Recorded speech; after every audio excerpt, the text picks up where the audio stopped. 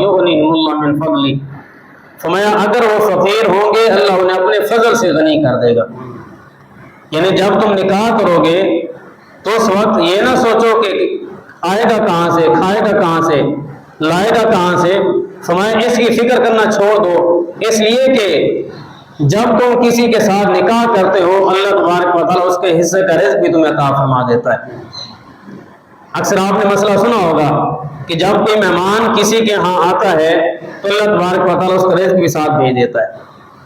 تو جب ایک مہمان 1 یا 2 دن کے لیے آئے اللہ اس کا رزق بھیج دیتا ہے، تو جس عورت کو آپ اپنے نکاح کے اندر لے کے ہمیشہ کے لیے اپنے گھر لے کر آتے ہیں تو کیا اللہ اس کا رزق نہیں بھیجے گا؟ تو اللہ کی ذات پر توکل کرتے ہوئے اپنے بچوں کی شادی کے اندر دیر نہ کریں، اس لیے کہ آج معاشرے کے اندر بگاڑ اس وجہ سے پیدا ہو رہا ہے کہ بچوں کی عمر زیادہ ہوتی جا رہی ہے،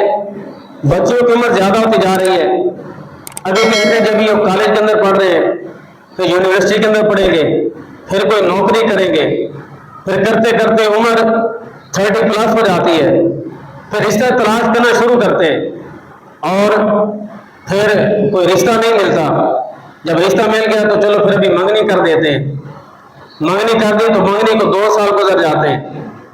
پھر کہتے ہیں چلو ابھی نکاح کر دیتے ہیں، رخصتی پھر 1 سال بعد کریں گے۔ آپ اندازہ کریں کہ ایک نوجوان، ایک بچہ جو 12 سال کی عمر کے اندر بالغ ہوتا ہے، بچی 9 سال کی بالغ ہو جاتی ہے، تو جن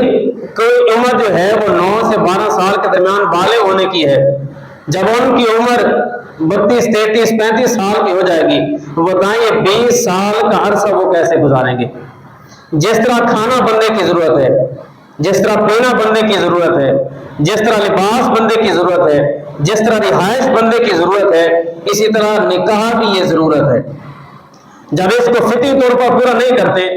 تو پھر نوجوان پر غیر فطری طریقے سے اپنی اس خواہش کو پورا کرنے کی کوشش کرتے ہیں۔ اس لیے اللہ تبارک و تعالیٰ نے ارشاد فرمایا کہ جو تم میں بے نکاح ہیں ان کا نکاح کر دو،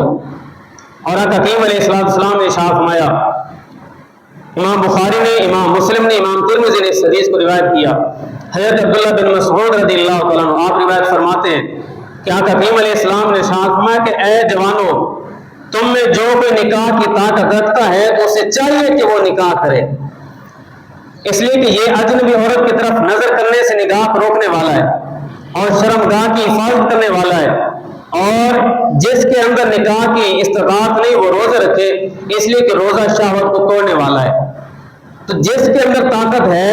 اس کے پاس مال بھی ہے، گھر بھی ہے، اچھا کما بھی رہا ہے، تو اس کے باوجود اس کو نکاح کے اندر دیر نہیں کرنی چاہیے، جتنا جلدی ہو سکے نکاح کرے،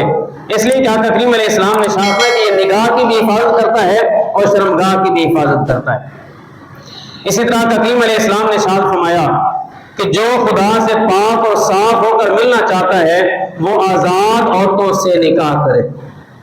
اس لیے کہ آقا کریم علیہ السلام نے ارشاد فرمایا النکاح نصف الایمان، نکاح نصف ایمان ہے۔ آقا کریم علیہ السلام نے ارشاد فرمایا کہ جب کوئی بندہ نکاح کرتا ہے اور نکاح جب کر لیتا ہے تو شیطان کہتا ہے ہائے افسوس، اس نے مجھ سے اپنا 2/3 دین محفوظ کر لیا، اس لیے نکاح کو آدھا ایمان کہا گیا۔ فرمایا وہ نکاح کرے اور آدھے دین میں وہ اپنے اللہ سے ڈرتا رہے۔ آدھا دین کیا ہو گیا کہ نکاح کرنا، اور آدھا کیا ہے کہ اپنے دین کو محفوظ رکھنے کے لیے تقوی اختیار کرنا۔ تو جو نوجوان ہے اسے چاہیے کہ وہ نکاح کے اندر کسی طرح بھی دیر نہ کرے۔ آقا کریم علیہ السلام نے ارشاد فرمایا کہ جو میرے طریقہ کو محبوب رکھے وہ میری سنت پر چلے، اور نکاح میری سنت ہے، اس لیے کہ آقا کریم علیہ السلام کی سنت ہے۔ پہلے ہوتا تھا کہ پہلے امتوں کے اندر رہبانیت تھی، لوگ نکاح نہیں کرتے تھے، ساری زندگی جنگلوں کے اندر گزار دیتے تھے، لیکن آقا کریم علیہ السلام نے اس بات کی اجازت نہیں دی۔ اس ویڈیو کو شیئر ضرور کریں، ہو سکتا ہے آپ کے ایک شیئر سے یہ بات کسی کے دل میں اتر جائے۔